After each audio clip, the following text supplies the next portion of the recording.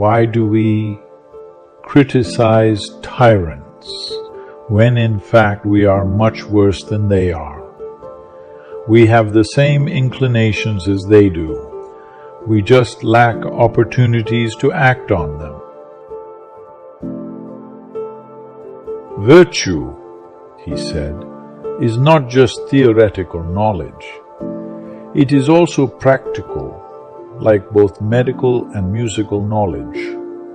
The doctor and the musician must each not only learn the principles of his own skill, but be trained to act according to those principles. Likewise, the man who wants to be good must not only learn the lessons which pertain to virtue, but train himself to follow them eagerly and rigorously. Consider what intemperate lovers undergo for the sake of evil desires, and how much exertion others expend for the sake of making profit, and how much suffering those who are pursuing fame endure, and bear in mind that all of these people submit to all kinds of toil and hardship voluntarily. Is it then not monstrous that they, for no honorable reward, endure such things, while we, for the sake of the ideal good, that is not only the avoidance of evil such as wrecks our lives, but also the acquisition of virtue, which we may call the provider of all goods, are not ready to bear every hardship?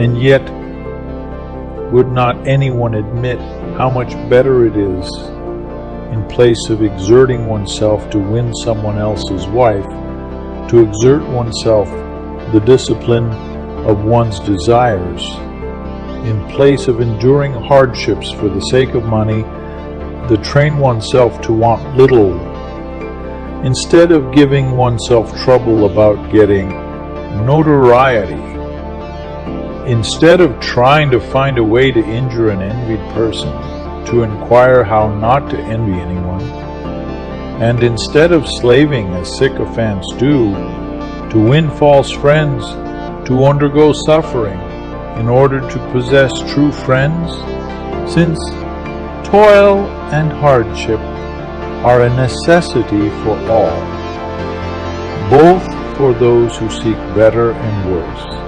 It is preposterous that those pursuing the better are not much more eager in their efforts than those for whom there is small hope of reward for all their pain. It remains for me to say that who is unwilling to exert himself almost always convicts himself as unworthy of good, since all good is gained by toil. Remember that there is nothing stable in human affairs. Therefore, avoid undue elation in prosperity or undue depression in adversity. The secret of change is to focus all of your energy not on fighting the old, but on building the new. Employ your time in improving yourself by other men's writings, so that you shall gain easily what others have labored hard for. True wisdom comes to each of us when we realize how little we understand about life, ourselves, and the world around us.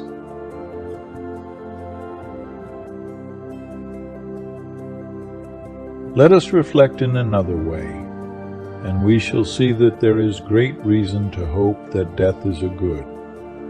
For one of two things: either death is a state of nothingness and utter unconsciousness, or as men say, there is a change and migration of the soul from this world to another. Now, if you suppose that there is no consciousness, but a sleep like the sleep of him who is undisturbed, even by dreams. Death will be an unspeakable gain.